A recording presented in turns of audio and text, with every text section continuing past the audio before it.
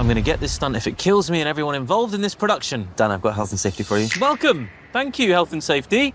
Onwards, with caution. The franchise is absolutely brilliant. I love this. I love the inner workings of the big budget superhero movie, and the cast is phenomenal. Hamish, first question for you. I started off as a set PA, so I kind of look at Daniel as my guiding light. And even though the job has kind of banged him up and tossed him around, he still has this glimmer of hope in him. Can you talk about balancing the comedy with the more serious aspects of the film industry portrayed in the series? Oh man, I think in terms of balancing it, the thing with the way that the show's written and the tone of it is that all we can do is play the truth of anyone's circumstances at any point, and just concentrate on that, and the dialogue and the circumstances are kind of what make it so absurd and hilarious. I think that's kind of what we're aiming for here. Is we're celebrating what the show is, what the people who make the show are. But there's no denying that any film set is an absurd place to be, and that's absolutely, absolutely. Now, how does your character, Nita, the new producer on Tecto, who has a past relationship with First AD Daniel, navigate the challenges of her role, given the sacrifices she's made to get that job? Yeah, I mean, I think she's deeply ambitious, and this is the best opportunity for her to get where she's going, but she doesn't think she's landing here. And then I think over the series, she starts to question that because of the people and because of the work that they've put in. It's like she kind of comes in with a little attitude like it's below her, and then realizes oh no, maybe this is, I'm a firm believer that art can be created anywhere, sure, given the opportunity. And so she starts to see that there's actually real artists here that might have the potential to do something she's really passionate about as well. So I think she sort of shifts over this season. Incredible. Now, Billy, can you talk to me about bringing depth to Adam, who is a rising star and #1 on the call sheet playing the superhero Tecto, but he's deeply insecure and wants to become an A-lister? The question is, sorry, one more time? Bringing depth to the character Adam. Bringing depth, I think everyone's complicated as a human. Every character that exists is complicated. I mean, again, having brilliant writers as we had on this show, it's kind of in the language as you go there.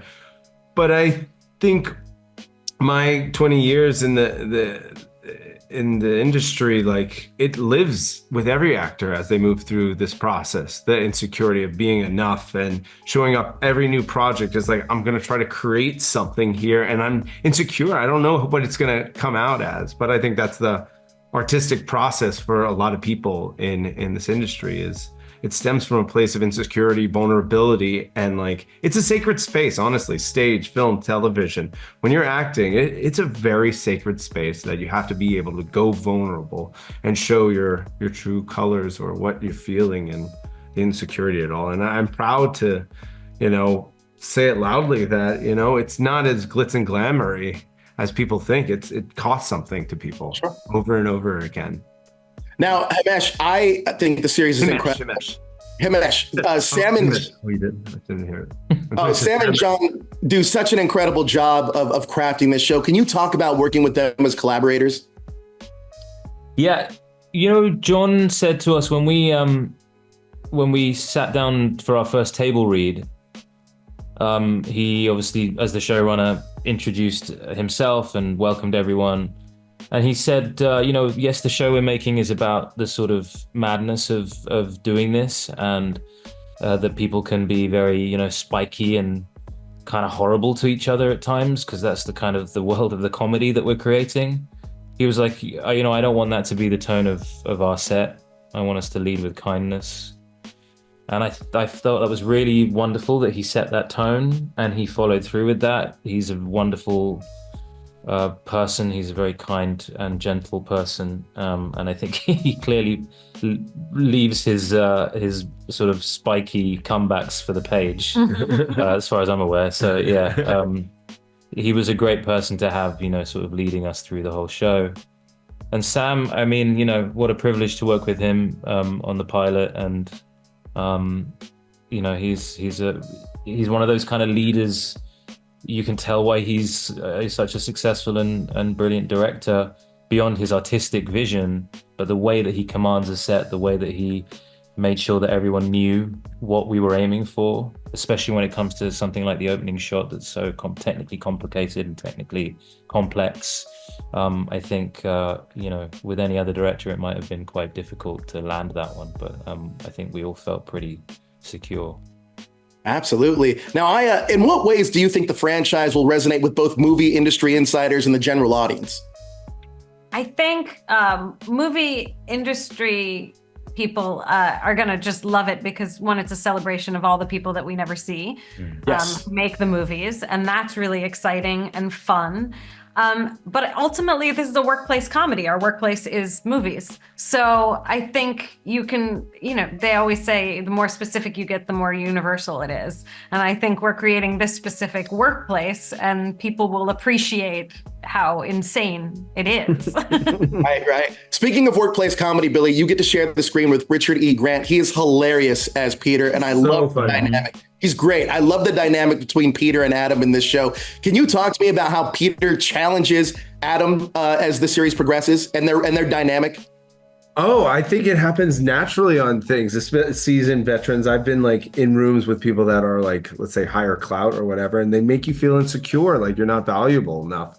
And again, the trust and love that Richard and I have together made it so easy to go like, oh, we're only poking fun at this.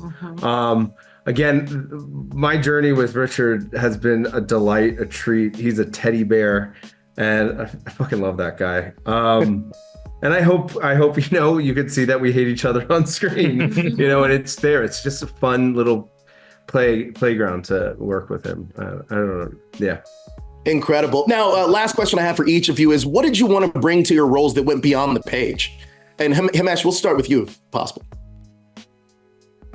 What did I want to bring beyond the page? Well, in a sense, it's that element of humanity that I know that John wanted that to be at the heart of this show. It wasn't just a cold satire about something. It's about the humanity of this crew of people who are trying to make something work, and that was something that I was keen to do with Daniel, because it's such an opportunity. As we say, these are characters, people who are so important to anything that gets made and filmed and shown to an audience. You could think of anything from like a huge blockbuster to a soap that everyone enjoys every day. They've all got a first AD, they've all got a second, third AD, they've all got PAs.